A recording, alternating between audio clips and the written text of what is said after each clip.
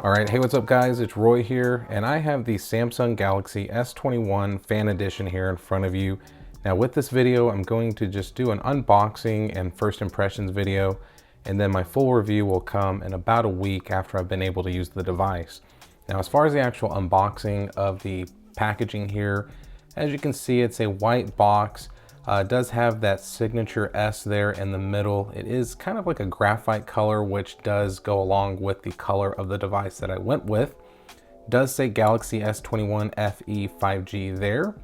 Now on the front of the box here, you kind of see, I don't know if the video is going to show you, but it does have kind of this ghost S21 logo there, which is kind of cool.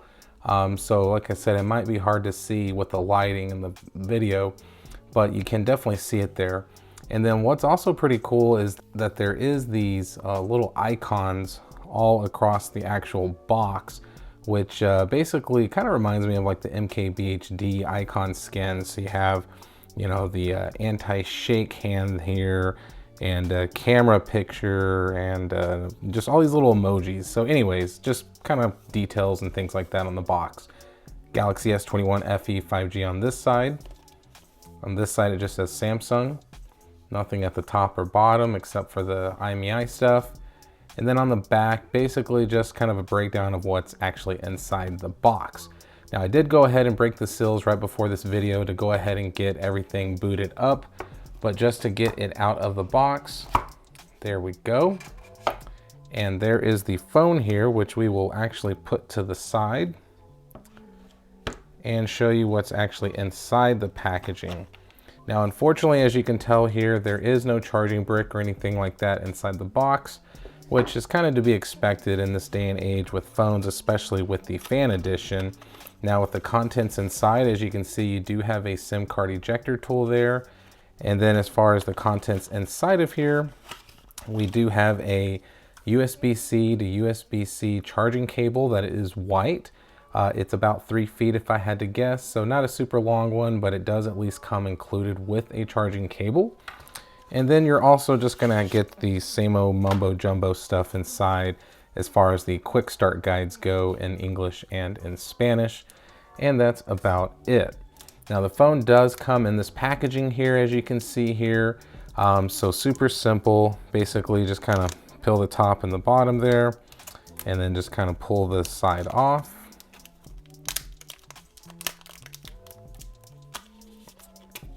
And voila. Now let me go ahead and wipe the phone down real quick. And there we go. So there is the S21 FE.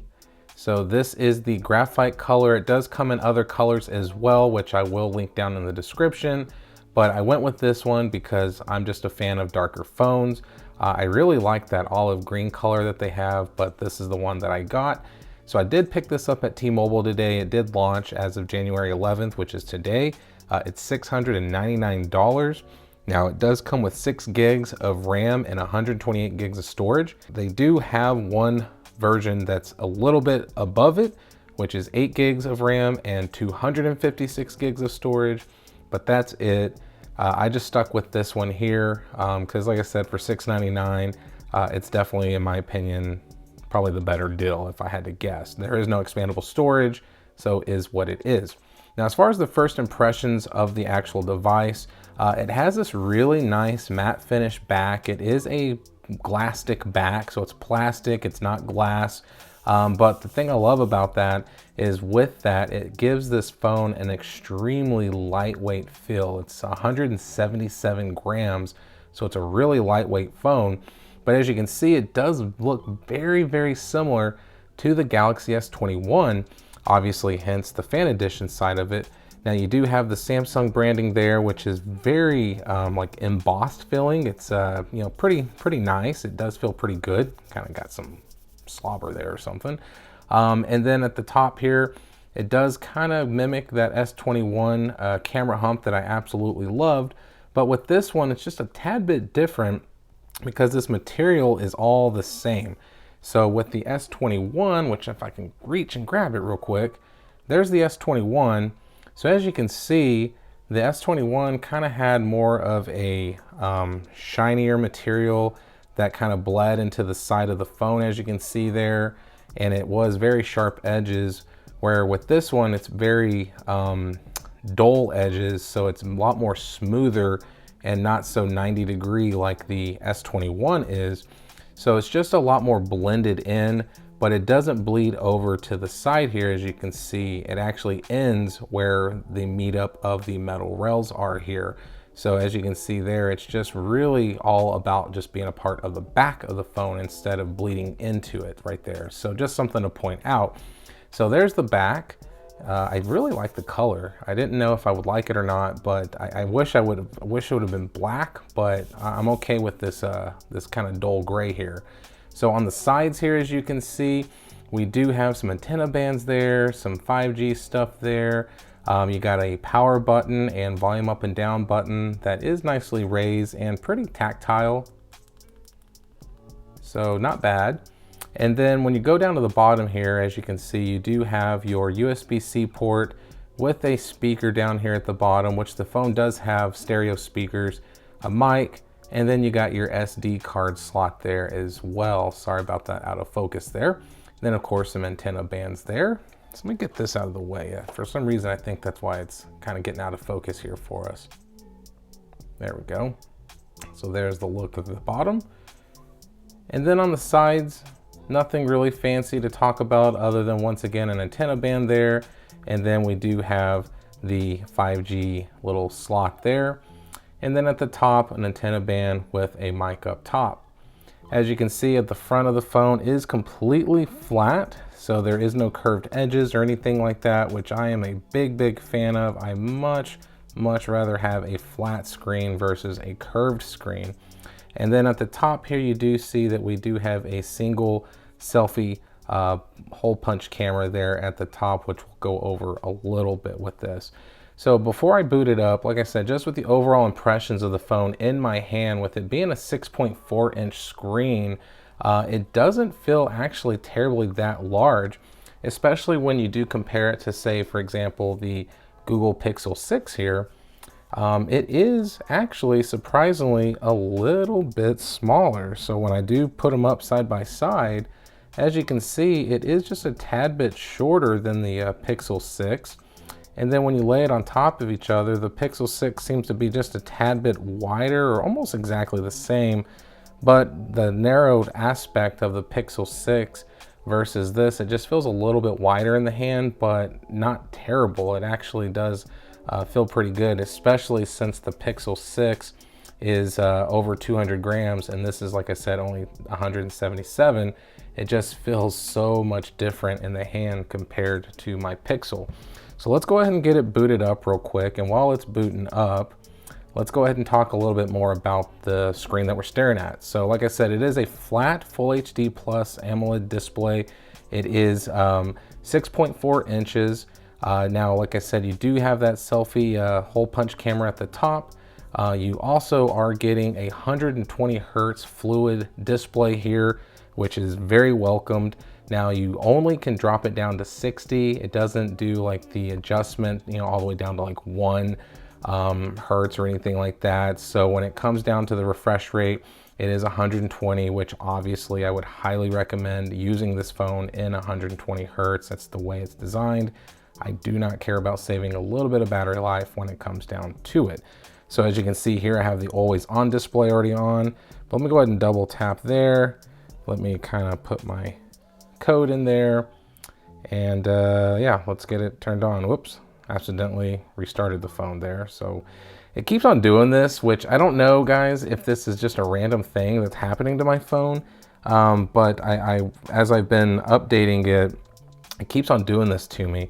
But as far as the screen there, as you can see, it's a really nice, beautiful screen. The colors are very vibrant, the blacks are deep, so it looks very good as far as just looking at the screen initially. Now, once again, I haven't been able to really play with this device much, but just with the overall impressions of just getting it booted up, it looks really, really, really good. Now, the next thing is, let's go ahead and just flip it over and talk about battery. So you're getting a 4,500 milliamp battery with this device. So you're getting a bigger battery versus the S20 Fan Edition that we got. So that is welcomed. To be determined on the battery testing and everything like that. Now, as far as the charging speeds, you are getting 25 watts of fast charging and 15 watts of wireless charging.